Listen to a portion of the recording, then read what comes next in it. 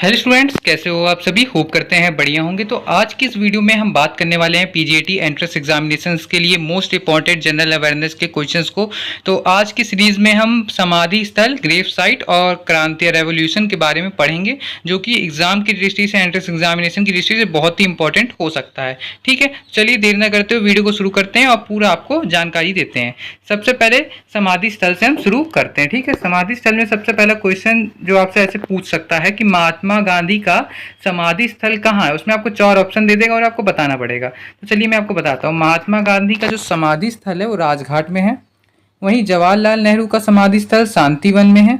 ठीक है, लाल बहादुर शास्त्री का समाधि स्थल विजय घाट। देखिए जो नाम दिया गया है इन सबको, ठीक है, ये का जो इनके समाधि स्थल है उनको ये सब नाम दिए गए हैं। जैसे महात्मा गांधी के समाधि स्थल को राजघाट कहा गया, जवाहरलाल नेहरू के समाधि स्थल को शांतिवन कहा गया है, लाल बहादुर शास्त्री के समाधि स्थल को विजय घाट कहा गया है, ऐसे ही। ठीक है, इंदिरा गांधी के समाधि स्थल शक्ति स्थल, चौधरी चरण सिंह का किसान घाट, ज्ञानी जैल सिंह का एकता स्थल, गुलजारी लाल नंदा का नारायण घाट, मोरारजी देसाई का अभय घाट, भीमराव अंबेडकर जी का चैत्य भूमि, जगजीवन राम का समता स्थल, राजेंद्र प्रसाद का महाप्रयाण घाट, राजीव गांधी का वीर भूमि, वहीं अटल बिहारी वाजपेयी की स्मृति स्थल। ये नाम दिए गए हैं इनको समाधि स्थल के, इनके समाधि स्थल को। ठीक है, चलिए आगे बढ़ते हैं और क्रांतियां बताते हैं आपको, प्रमुख क्रांतियों के बारे में।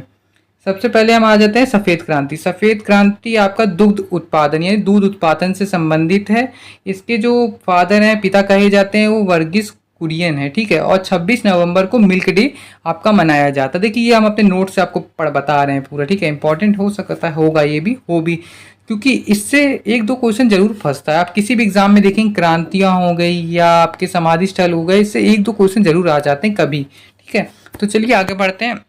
हरित क्रांति आपका खाद्य उत्पादन से संबंधित है और सबसे इंपॉर्टेंट चीज़ ये तीसरी पंचवर्षीय योजना में आया था हरित क्रांति। ठीक है, और भारत में इसके पिता हैं MS स्वामीनाथन और वर्ल्ड में इसके जो पिता कहे जाते हैं वो नॉर्मन बोरलॉग कहा जाता है। ठीक है, और ये बोरलॉग अवार्ड एग्रीकल्चर के क्षेत्र में दिया जाता है। ठीक है, आगे बढ़ते हैं।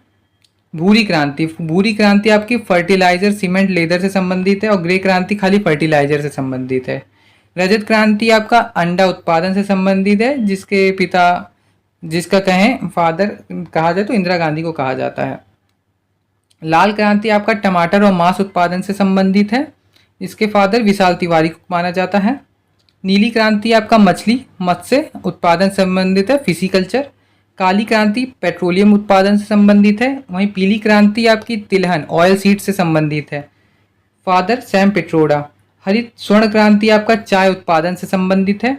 वहीं कृष्णा क्रांति की बात करें तो बायोडीजल उत्पादन से संबंधित है। बैगनी क्रांति सैफ्रॉन से संबंधित है और स्वर्ण क्रांति आपका फल उत्पादन, बागवानी, हॉर्टिकल्चर से संबंधित है। ठीक है, गोल्ड क्रांति आपका आलू उत्पादन से संबंधित है।